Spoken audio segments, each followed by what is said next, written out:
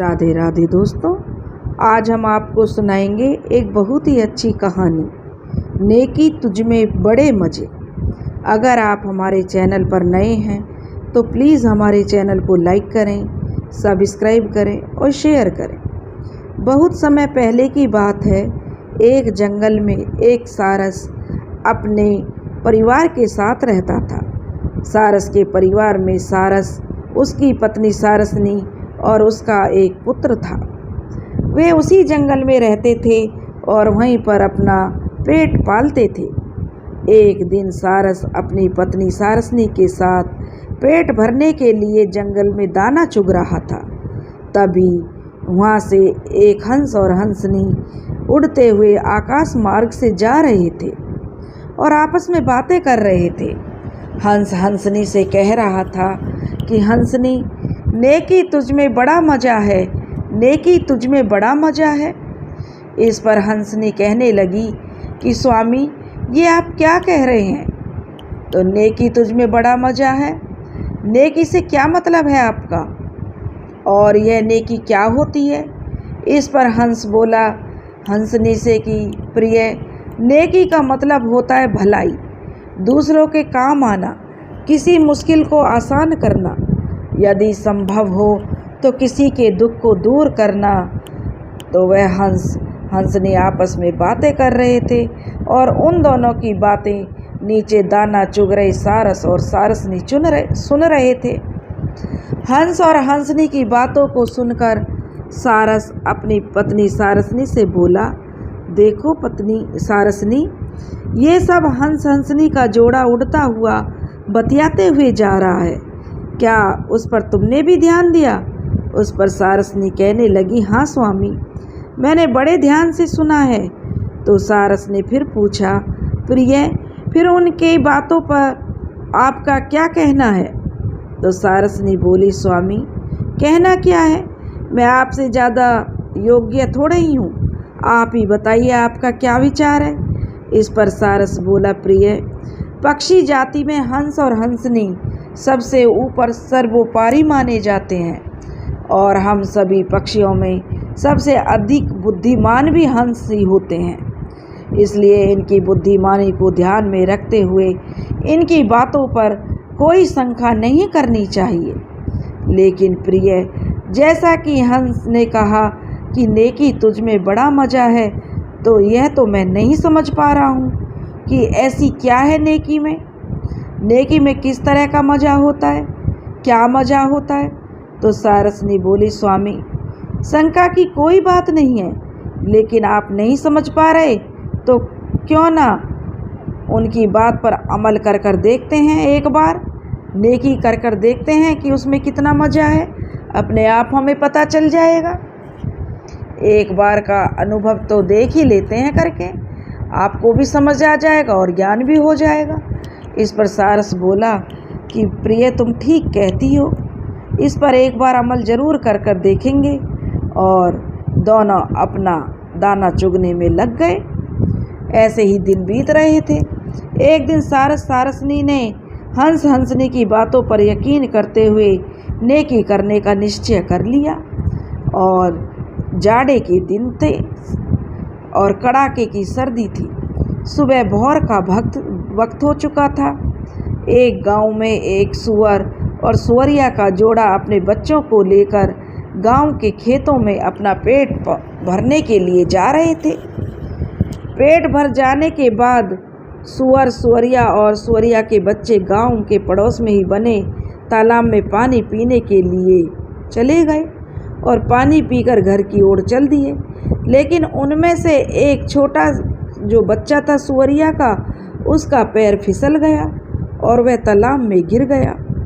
बच्चे के तालाब में गिरने का सुअरिया को कोई पता नहीं चला। तालाब में गिरे बच्चे को छोड़कर सुअर, सुअरिया और उनके बाकी बच्चे सभी घर आ गए। और इधर तालाब में गिरा हुआ बच्चा तालाब के ठंडे पानी के कारण जो है सर्दी से ठिठुर रहा था और तालाब से निकलने की पूरी कोशिश कर रहा था, लेकिन वह तालाब से नहीं निकल पाया। इधर वही सारस और सारसनी और उनका एक छोटा सा बच्चा वे तीनों भी सुबह होने के कारण अपना पेट भरने के लिए उड़ते हुए जंगल की ओर जा रहे थे। तभी सारस सारसनी की नज़र उस तालाब में गिरे हुए सुअरिया के बच्चे पर पड़ी, जो कि तालाब में से निकलने की बहुत कोशिश कर रहा था और वह नहीं निकल पा रहा था।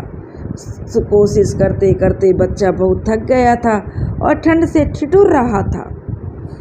अब सारस सारसनी को हंस हंसने की बात याद आ गई। नेकी तुझ में बड़ा मजा, और सोचने लगे कि किसी की जान बचाने से अधिक नेकी और क्या हो सकती है। आज नेकी करने का सही समय है। ऐसा सोचते हुए सारस सारसनी ने जो है उस छोटे बच्चे की मदद करने के लिए नीचे उतर गए और पानी में डूबते हुए बच्चे की जान बचाने की कोशिश करने लगे। और सुअर के बच्चे को बहुत कोशिश करने पर पानी से बाहर निकालने में कामयाब हो गए। पानी से बाहर निकलने पर देखा तो बच्चे की हालत बड़ी नाजुक बन चुकी थी, क्योंकि वह ठंड से ठिठुर रहा था। इसे देखकर सारस सारसनी चिंतित हो गए और उसे बचाने के लिए, उसे गर्मी पहुंचाने के लिए अपने बच्चे सहित सुअर के बच्चे को अपने बीच में लेकर दोनों ने एक साथ इकट्ठा करके सारस सारसनी ने अपने पंख फैलाकर बैठ गए, जिससे चलती हुई ठंडी हवा से उसे बचाया जा सके और अपने शरीर की गर्मी उसे दी जा सके। घेरे में उसे बैठा दिया और सूरज निकलने का इंतजार करने लगे। जब सूरज निकल आया, मौसम गर्म होने लगा, तो सारस सारसनी ने देखा कि उसका जो सुअरिया का बच्चा है उसकी चेतना लौट आई, उसमें ऊर्जा का संचार होने लगा। धीरे धीरे बच्चा अपनी सही कंडीशन पर आ गया, पहले जैसा ही जो नॉर्मल हो गया। जैसे ही वह ठीक होने की हो गया तो सुअर के बच्चे ने सारस सारसनी के बच्चे की टांग को अपने मुंह में दबा लिया और चबाने लगा। तो सारस के बच्चे ने अपनी टांग चबाने के बारे में अपने माता पिता यानी सारस सारसनी से कहा कि यह सुअर का बच्चा मेरी टांग चबा रहा है। इतना सुनते ही सारस सारसनी सुअर के बच्चे से बोले, क्यों भाई, हमने तेरी जान बचाने में लगे हैं और तू हमारे बच्चे को जो दुख दे रहा है उसे खाने की कोशिश कर रहा है। इस पर सुअर का बच्चा बोला, मुझे भूख लग रही है, इसलिए भूख मिटाने के लिए मैं खा रहा हूँ। तो सारस सारसनी ने कहा, अरे भाई, अब हमें तुझे अपने शरीर की गर्मी दे रहे हैं और अब तो तुझे उसकी आवश्यकता भी नहीं है। अब तो तू ठीक हो गया है और सूरज भी निकल आया है, मौसम में भी गर्माहट है, इसलिए तेरे लिए तो सारा जहाँ पड़ा है, जाकर अपना पेट भर ले। सुअर का बच्चा बोला। सारस सारसनी से कहने लगा, जब भोजन मेरे सामने पड़ा है तो मैं खेतों में जाकर अपना पेट क्यों भरूंगा। इधर सारस और सारसनी सुअर के बच्चे को समझाने लगे। उधर सुअर और सुअरिया भी अब अपने घर पहुंचकर उन्होंने देखा कि एक बच्चा कम है, तो सुअरिया और सुअर अपने बच्चे को खोजते हुए खेतों की तरफ निकल पड़े। जब वह खेतों में पहुंचे तो उसने अपने बच्चे के मुंह में सारस के बच्चे का पैर देखा, दबा हुआ पाया। तो सारस सारसनी जो सुअर सुअरिया को जो पूरा मामला बताने लगे और कहने लगे कि हमने तुम्हारे बच्चे को बचाया है और अब यह हमारे बच्चे को छोड़ नहीं रहा है। तो सुअर सुअरिया कहने लगे, जब उसके मुंह में भोजन मौजूद है तो वह उसे छोड़कर दूसरी जगह भोजन की तलाश में क्यों जाने लगा। अब तो वह अपना भोजन खा कर ही रहेगा। इतना सुनते ही सारस सारसनी के तो पैरों तले जमीन खिसक गई। वे तो हक्के बक्के रह गए और वहाँ सुअर सुअरिया से अपने बच्चे की रक्षा के लिए समझाने लगे, लेकिन उन पर इस बात का कोई असर नहीं हुआ। अब सारस सारसनी ने कहा कि राजा से न्याय की दुहाई करते हैं, तब तक आप हमारे बच्चे को नहीं खाएंगे। हम राजा से जाकर अपने लिए नया न्याय मांगेंगे। जब तक राजा के द्वारा हमारा न्याय नहीं हो जाता तब तक तुम हमारे बच्चे को कोई नुकसान नहीं पहुंचाओगे। राजा के न्याय की बात सुनकर सुअर सुअरिया राजी हो गई क्योंकि जिस राजा के पास न्याय करने की बात सारसनी कर रहे थे, उस राज्य का राजा जो विरासत में राजा बना था, बुद्धिमानी से नहीं, इसलिए उसके फैसले भी अजीब होते थे। उससे न्याय की उम्मीद करना तो बेवकूफ़ी थी। राजा से अनजान सारस ने न्याय कराने के लिए सुअरिया और मुंह में दबाए बच्चे के पैर सहित दोनों बच्चों को लेकर राजा के महल में पहुंच गए और राजा को सारी बात बताने लगे। सारा माजरा जानने के बाद राजा ने जो फैसला किया वह सुअरिया के पक्ष में किया। फैसला सुनते ही सारसनी रोने लगे और हंसनी को कोसने लगे। कहने लगे, काश हमने हंसनी की बात नहीं मानी होती तो आज हमारे बच्चे की जान पर नहीं बनाती। क्या नेकी का मज़ा यही है? क्या हमें नहीं पता था कि नेकी का मज़ा ऐसा होता है? तो हम क्यों नेकी करते? नेकी का मज़ा अगर इस तरीके का होता है, इतना दुख उठाना पड़ता है, तो हमें कोई नेकी आज के बाद नहीं करेंगे। हमने अपने बच्चे को खोना पड़ रहा है, ऐसी नेकी का भला क्या फ़ायदा? क्या इससे खुशी मिली है? ऐसी नेकी करने से अब तो वे सारसनी जो है हंसनी को कोसने लगे। इस तरह सारसनी रो रहे थे और विलाप कर रहे थे। लेकिन उसी समय इत्तेफाक से वही हंसनी आकाश मार्ग से गुजर रहे थे। जब उन्होंने सारसनी का विलाप देखा तो विलाप सुनकर नीचे उतर आए। दोनों बहुत जोरों से रो रहे थे और उनसे आकर सारसनी से रोने का कारण पूछने लगे। और जब सारसनी ने अपने रोने की पूरी कहानी बताई और राजा ने क्या न्याय किया है, तो सारसनी की बात सुनकर हंस ने कहा कि तुमसे किसने कहा था कि तुम न्याय संगत फैसला नहीं दे सकते? तो चलो तुम मेरे साथ, हम राजा से बात करेंगे।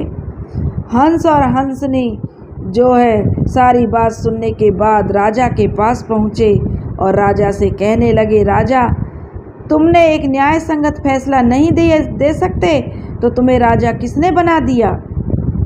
इस पर राजा कहता है कि हम जानते हैं कि तुम हंसनी हो, इसलिए तुमने इतनी बड़ी बात बोल दी। अगर हमने सुन भी ली, अगर कोई और तुम्हारी जगह होता तो हम इसी वक्त उसे मृत्यु दंड दे देते। लेकिन तुम्हें यह बताना होगा कि हमारे न्याय में क्या कमी है। इस पर हंसनी राजा से कहने लगे, महाराज अभी आपको न्याय करना है तो राजा विक्रमादित्य से सीखना होगा। और रही बात न्याय की, तो सुनिए महाराज, किसी की जान बचाने का परिणाम उसकी जान लेना नहीं है, बल्कि इनाम देना होता है। और किसी का पेट भर देने के पुण्य से अधिक किसी की जान ले लेना सबसे बड़ा गुनाह है। और महाराज आपके फैसले से एक जान नहीं बल्कि 3 जान जाएंगी। क्या ये सारसनी अपने बच्चे को खोकर जिंदा रह पाएंगे? क्या इनकी मौत का पाप आपको नहीं लगेगा? क्या यह न्याय संगत है? सिर्फ पेट भरने के लिए 3 जनों की हत्या नहीं कर सकते। इतना सुनते ही राजा को अपनी गलती का एहसास हो गया और राजा ने सुअरिया के बच्चे के जबड़े से सारस के बच्चे को आज़ाद करने का आदेश दे दिया। अब बच्चे के आज़ाद होने पर सारस ने अपने बच्चे को लेकर हंसनी का धन्यवाद देकर चलने लगे।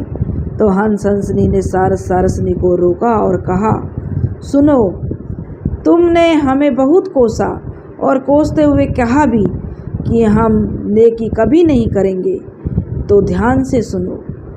हाँ, हमने कहा था कि नेकी तुझ में बड़े मज़े हैं और आज भी कहते हैं कि नेकी तुझ में बड़ा मज़ा है, किंतु हमने ये नहीं कहा था कि तुम नेकी सुअरिया के बच्चे के साथ करो।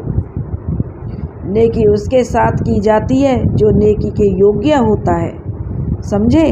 नेकी करने से पहले उसे यह देख लो कि जिसके साथ तुम नेकी कर रहे हो वह नेकी करने के लायक भी है या नहीं। अगर नेकी तभी कीजिए जब नेकी करने के योग्य तुम्हें नेकी करने वाला मिले, तभी नेकी करने का असली आनंद प्राप्त होता है, समझे। इस सबक को हमेशा याद रखना। और इतना कहकर हंस हंसनी सारस सारसनी से विदा लेकर अपने रास्ते की तरफ उड़ गए। और सारस सारसनी भी सबसे हाथ जोड़कर और विदा लेकर अपने जंगल की तरफ रवाना हो गए। अब उन्होंने समझ लिया कि नेकी किसके साथ करनी चाहिए और किसके साथ नहीं।